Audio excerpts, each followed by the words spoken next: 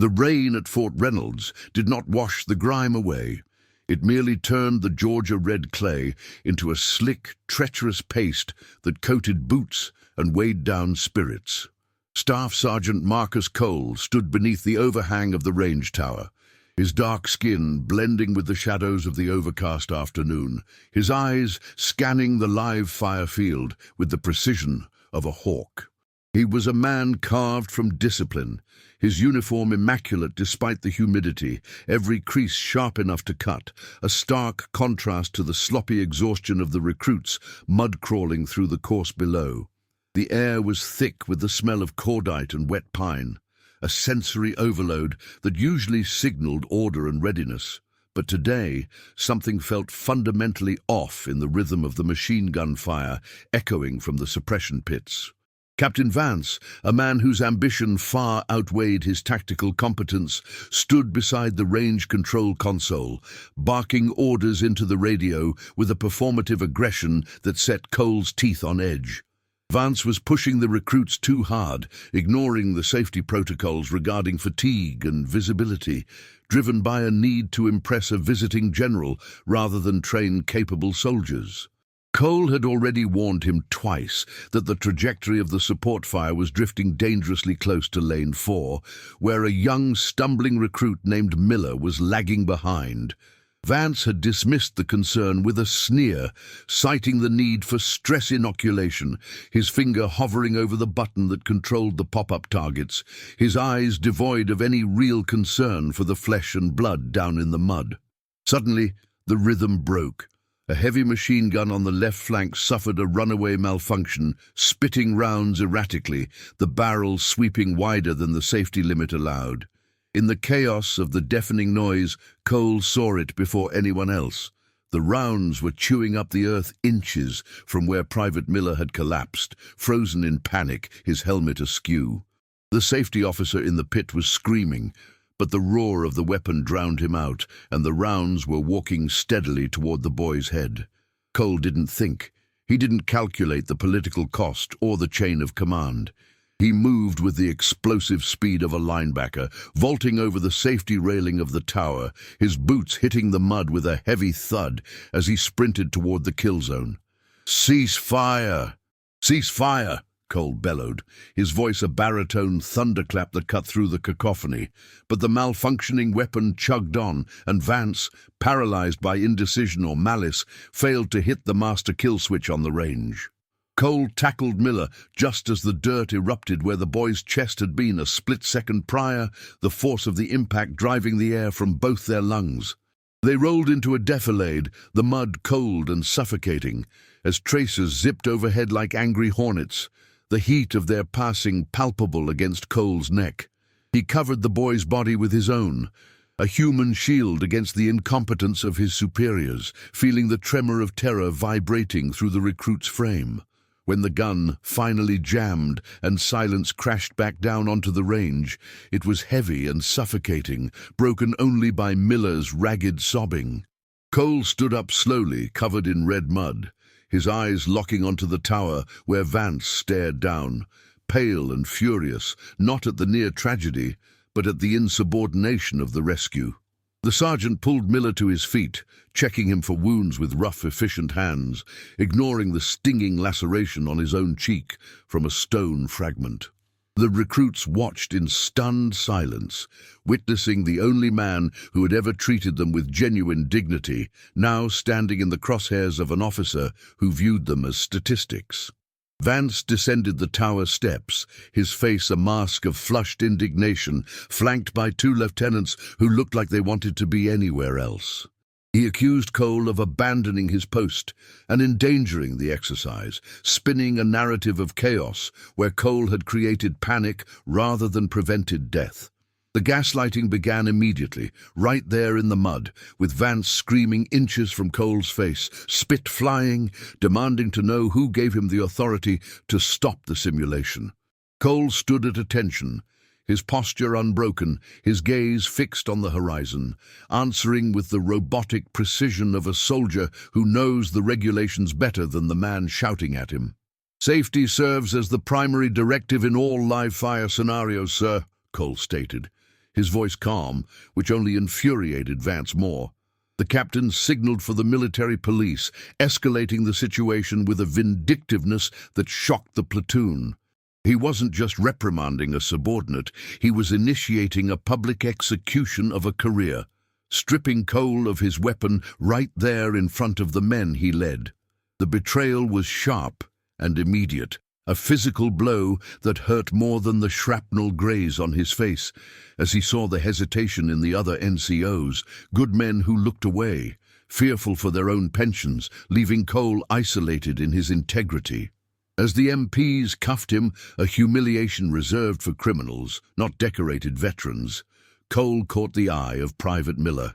The boy was shaking, terrified, looking to Vance and then to Cole, realizing that his survival had cost his savior everything. Cole offered a nearly imperceptible nod, a silent command to stay strong, before he was shoved toward the patrol car. The rain began to fall harder, turning the red clay into a river, washing away the evidence of the bullet impacts, but not the stain of what had just occurred.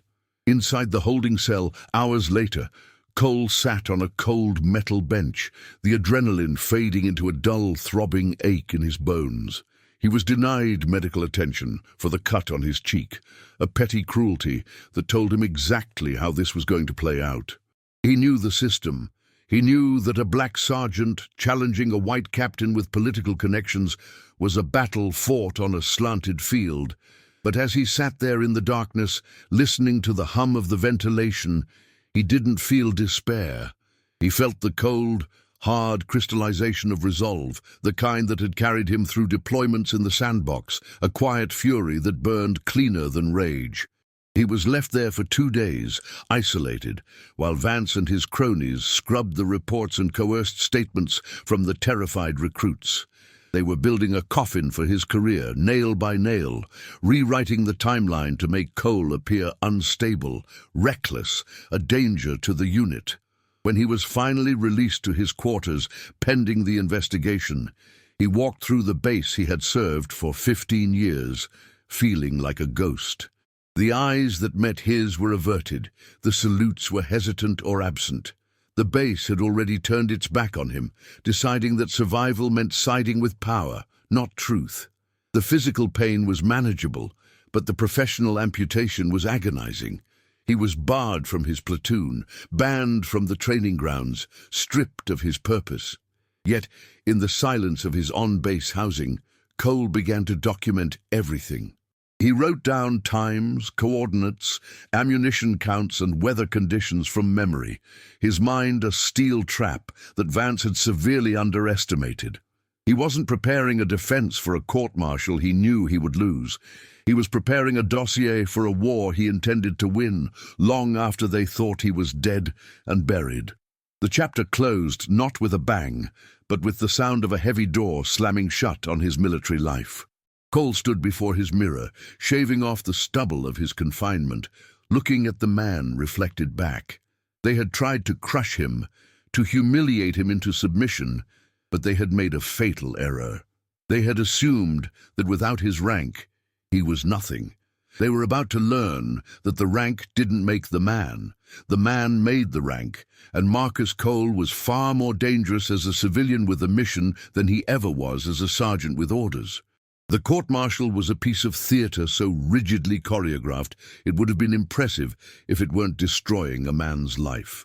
The courtroom was sterile, air-conditioned to a frigid temperature, filled with officers who sat with the stiff discomfort of men who knew the verdict before the opening statements were read.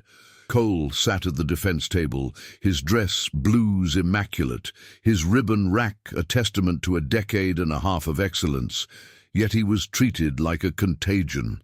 His appointed defense counsel, a young, overworked lieutenant named Harper, was clearly out of his depth, stammering through objections that were overruled with casual disdain by the presiding judge, a colonel who played golf with Vance's father. Vance took the stand with the confidence of a predator who knows the cage is locked. He painted a picture of Cole as an aging, shell-shocked soldier who had snapped under pressure, hallucinating dangers that didn't exist. He lied with a sociopathic ease, claiming he had the situation under control, that Cole's intervention had nearly caused a fratricide incident by startling the gunners. Cole watched him, his face an impenetrable mask, noting the subtle sheen of sweat on Vance's upper lip, the way his left hand twitched when he lied about the safety range. Cole wasn't listening to the lies. He was studying the enemy, cataloguing the weaknesses in Vance's armor.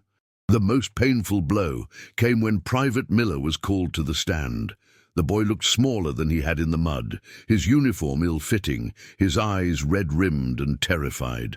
Under the relentless pressure of the prosecution, and clearly coerced by threats to his own fledgling career, Miller faltered.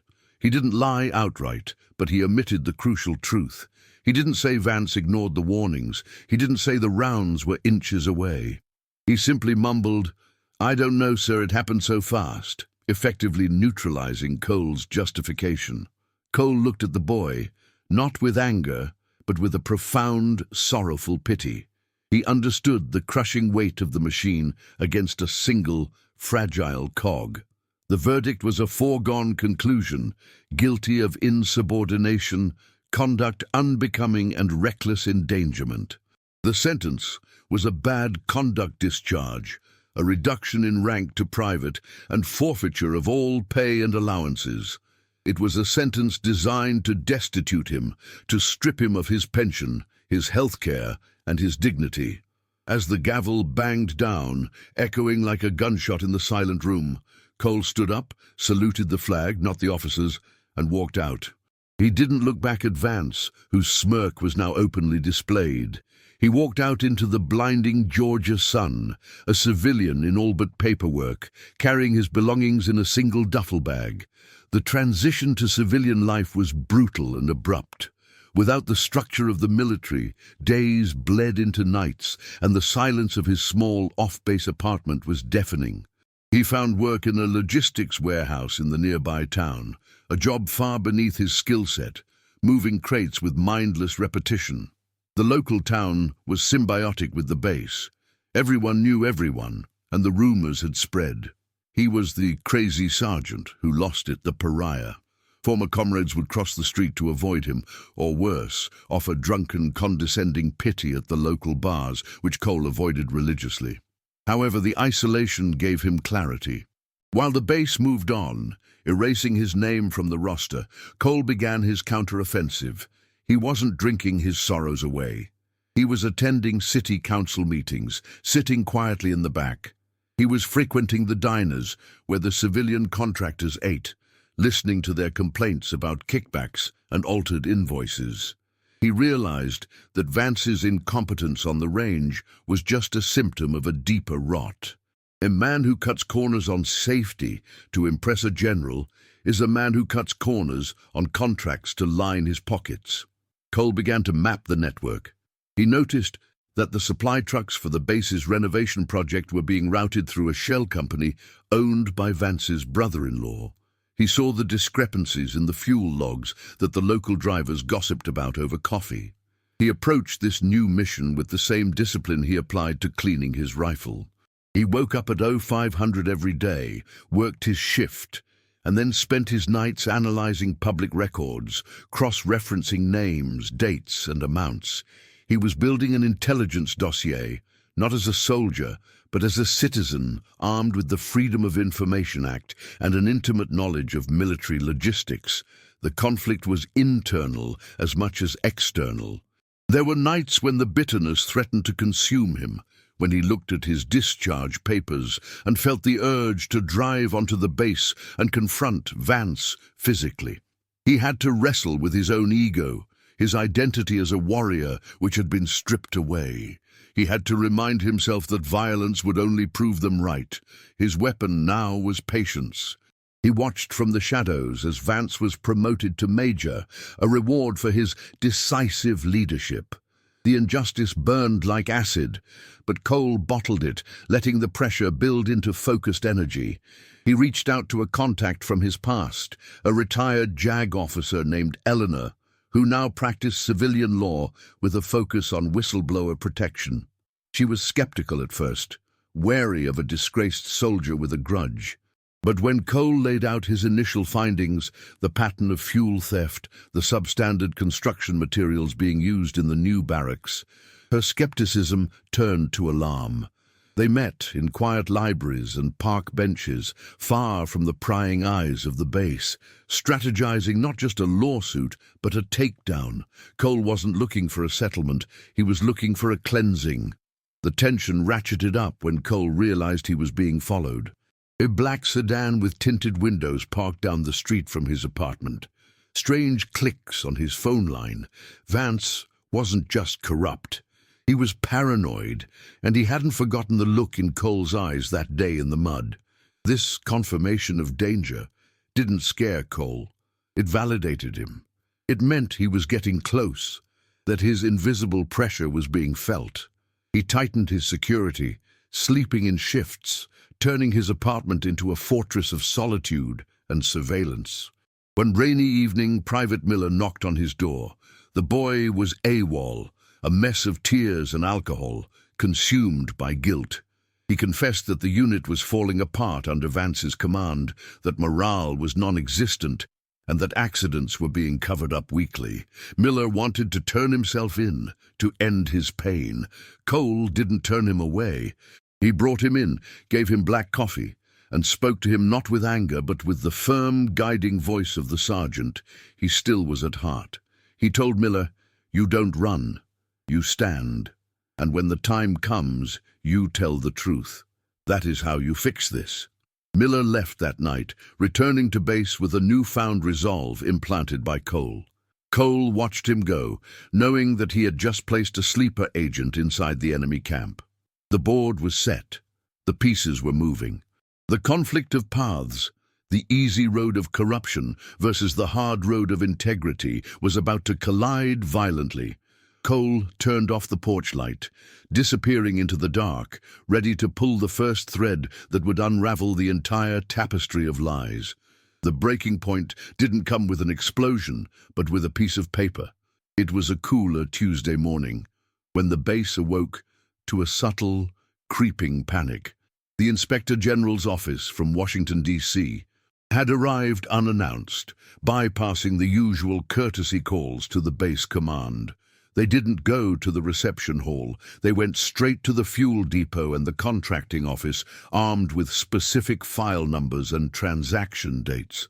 Major Vance, comfortable in his office, was blindsided when his secure terminal locked him out, flashing an administrative override code that he hadn't seen in his entire career. Inside the base, the atmosphere shifted instantly from routine to dread. The officers who were part of Vance's circle frantically tried to shred documents, only to find that their printers and digital archives had been frozen by a remote preservation order. The ghost they thought they had buried was haunting the machinery of their operation. Cole was nowhere near the base. He was sitting in a diner 3 miles away, calmly eating breakfast, his phone buzzing with encrypted updates from Eleanor. He wasn't the one kicking down doors. He was the one who had drawn the map for the demolition crew. The true rupture occurred when the IG auditors discovered the stash of substandard body armor plates in a warehouse, plates that Vance had signed off as military grade, but were cheap knockoffs, the difference in cost pocketed by his ring. This wasn't just theft, it was blood money. When this news leaked via a carefully timed anonymous tip to the local press, the base exploded. Families of deployed soldiers gathered at the gates, demanding answers. The betrayal was no longer an internal military matter, it was a public scandal. The protective wall of silence Vance had built was shattered by the undeniable reality of greed endangering lives. Vance, desperate and unraveling, made a critical error. He assumed the leak came from inside his inner circle and began turning on his own conspirators. He summoned his lieutenants and screamed at them, accusing them of treachery, threatening to burn them all to save himself. This fracturing of the command structure was exactly what Cole had anticipated. Fear makes men sloppy. One of the lieutenants, terrified of prison time for the body armor fraud, contacted the JAG office seeking a deal. The dominoes began to fall, clattering loudly against the concrete floor of the administration building. Cole's personal break came when he received a summons to meet with the lead IG investigator. He walked into the interview room, not as a suspect, but as a key witness. For the first time in months, he sat across from a high-ranking officer who didn't look at him with disdain, but with intense, respectful curiosity. He laid out the rest of the evidence: the recordings Miller had secretly made of Vance ordering cover-ups, the logs of the range incident, the financial trails. It was a masterclass in forensic accounting and tactical patience. The investigator looked at the stack of evidence and simply asked, "Why didn't you bring this sooner?" Cole replied, "Because I needed you to see the rot for yourself, so you couldn't look away." The climax of the chapter hit when Vance, realizing the net was closing, tried to flee. He attempted to leave the base in his personal vehicle, claiming a family emergency. But the MPs at the gate, the same MPs who had handcuffed Cole months ago, had new orders. They stood firm, weapons at the ready, blocking the exit. Vance screamed, invoking his rank, his connections, his authority. The MP sergeant, a man who had silently respected Cole for years, looked Vance in the eye and said, "Sir, the base is on lockdown. Step out of the vehicle." The image of Vance being pulled from his luxury car, stripping the illusion of his invincibility, was the breaking of the fever that had plagued Fort Reynolds. Simultaneously in the barracks, the enlisted men and women realized what was happening. The rumors that Cole did this spread like wildfire. The narrative flipped. He wasn't the traitor, he was the guardian who had been watching them from the dark. A collective sense of shame and vindication washed over the unit. They had let him fall, but he had caught them anyway. Private Miller, standing by the window watching the police lights flash around the headquarters, finally stopped shaking. He realized that discipline wasn't about shouting or shiny boots. It was about doing the hard right over the easy wrong. The emotional peak for Cole was solitary. He drove to the perimeter fence of the base that night. Through the chain link, he could see the flurry of activity, the flashing blue lights of the federal law enforcement vehicles swarming the command center. He didn't cheer. He felt a profound, exhausting sadness. He had destroyed the career of a man, dismantled the command structure of his home, and exposed the ugliness of the institution he loved. It was a victory, but it tasted like ash. It was the necessary surgery to cut out a tumor, but the patient was left bleeding and scarred. He received a text from Miller. "They got him. Thank you, Sergeant." Cole looked at the screen, his thumb hovering over the reply. He didn't type, "You're welcome." He typed, "Stay sharp. Training at 600. It was a message to a soldier who no longer reported to him, a reminder that the standard remains the standard, regardless of who is in charge. Cole tossed the phone onto the passenger seat and leaned his head back, closing his eyes. The break was complete. The corrupt empire had fallen not by a coup, but by the relentless application of truth. The chapter ended with Vance in an interrogation room, stripped of his belt and shoelaces, facing federal agents. He was still trying to negotiate, still trying to spin, but the room was soundproof, and the agents were impassive. The power had shifted entirely. Outside, the rain began again, but this time it felt different. It wasn't the oppressive, muddy soak of the past.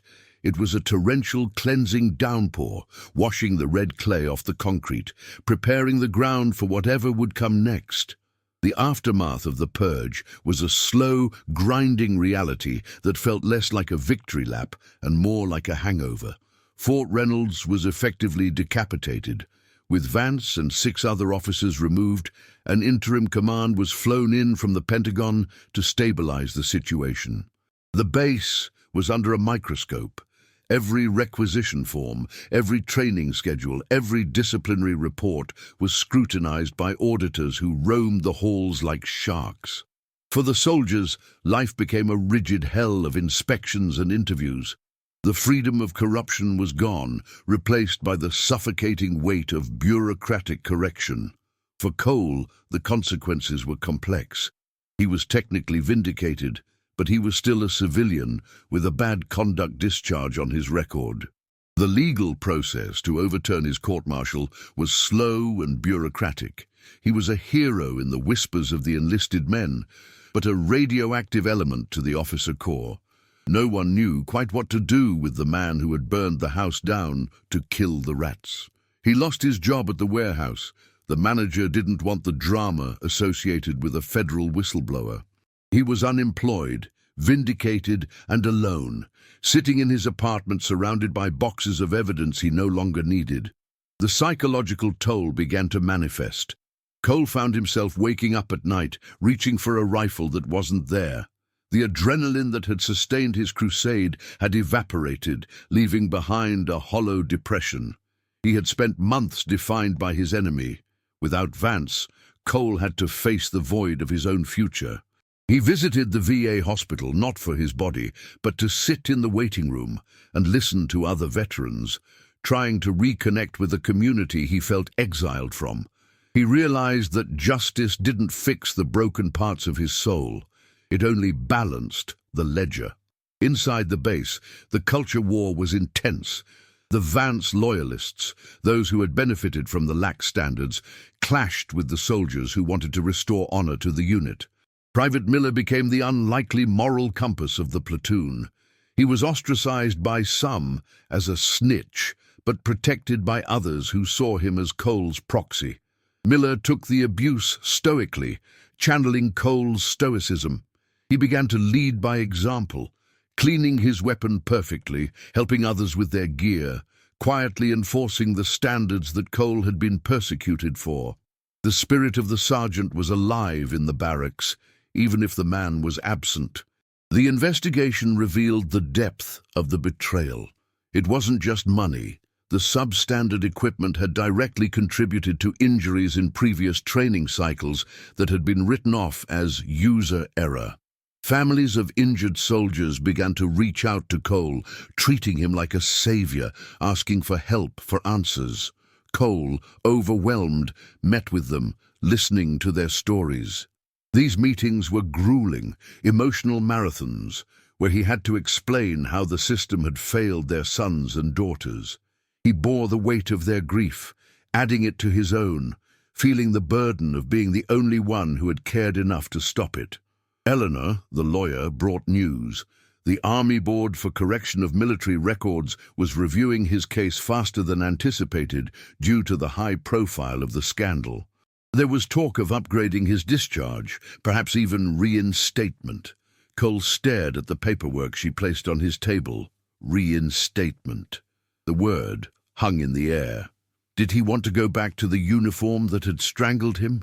Could he serve alongside officers who would always look at him with suspicion? The consequence of his action was that he had become too big for the rank, a symbol rather than a soldier, and symbols make poor subordinates. One afternoon, the interim commander, Colonel Granger, requested a meeting with Cole off base. They met in a neutral park. Granger was an old-school officer, tough and fair. He didn't apologize. Officers rarely do, but he acknowledged the reality. You saved lives, Mr. Cole, but you also humiliated the army. We don't forgive that easily. Cole nodded, understanding the code. I didn't do it for the army, Colonel. I did it for the soldier. Granger looked at him for a long time. The discharge will be upgraded to honorable, full back pay, but reinstatement, that's unlikely. You're too dangerous now. The rejection hurt, but it also freed him. The consequence was a forced evolution. He couldn't go back. He had to move forward. Cole began to realize that his fight for justice had opened a new door. He wasn't a sergeant anymore. He was an advocate. He started organizing the notes he had taken, turning his method into a manual for other soldiers facing corruption. He was becoming a watchdog, a guardian from the outside. The base was changing, slowly, painfully, but it was changing because he had refused to yield.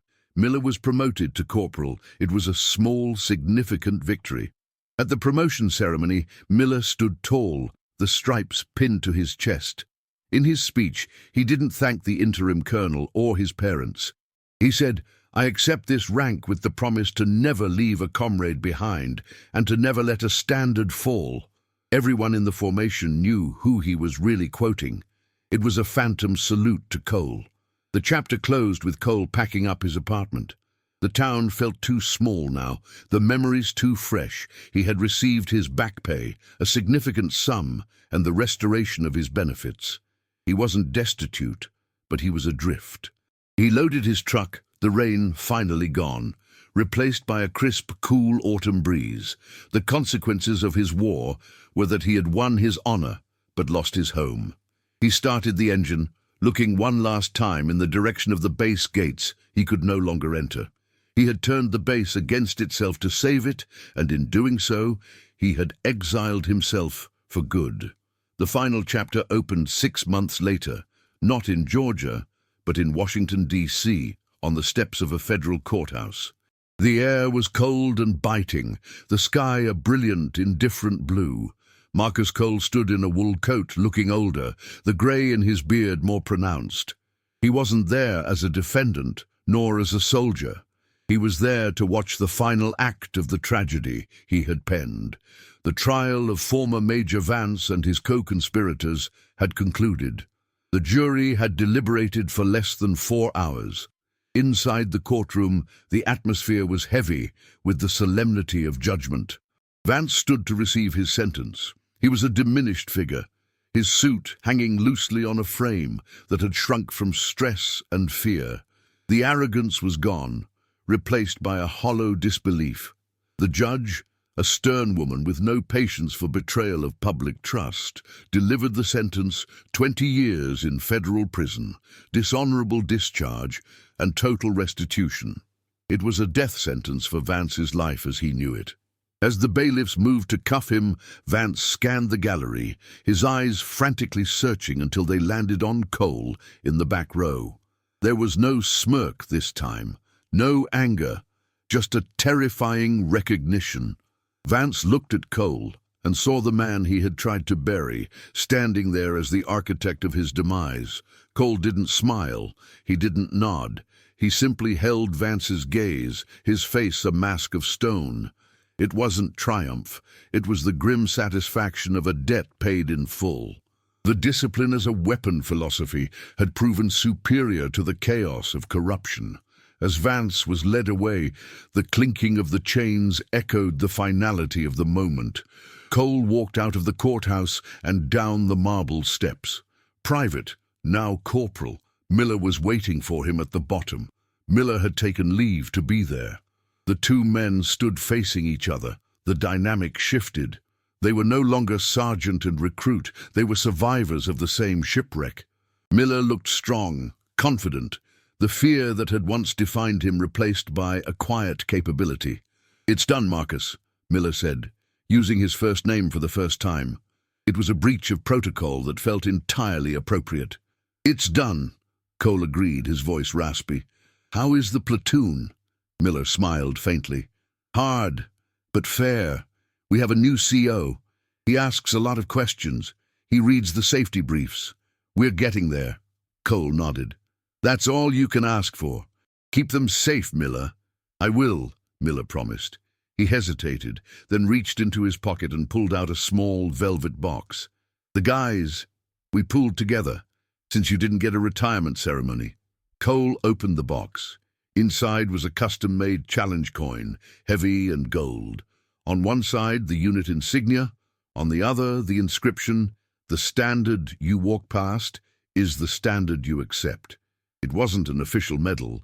It was something worth far more. It was the respect of the men he had bled for. Cole closed his hand around the coin, feeling its cold weight warm against his palm. He swallowed the lump in his throat, unable to speak, and simply gripped Miller's shoulder. They parted ways there. Miller headed back to the base, back to the fight, back to the mud and the discipline. Cole watched him go, then turned toward the city. He had a meeting with a veterans advocacy group that wanted him to lead their oversight committee. It wasn't the military, but it was a mission. He realized that his war hadn't ended. The battlefield had just changed. He was no longer a soldier of the state, but a soldier of conscience. The story ended with Cole walking alone through the National Mall.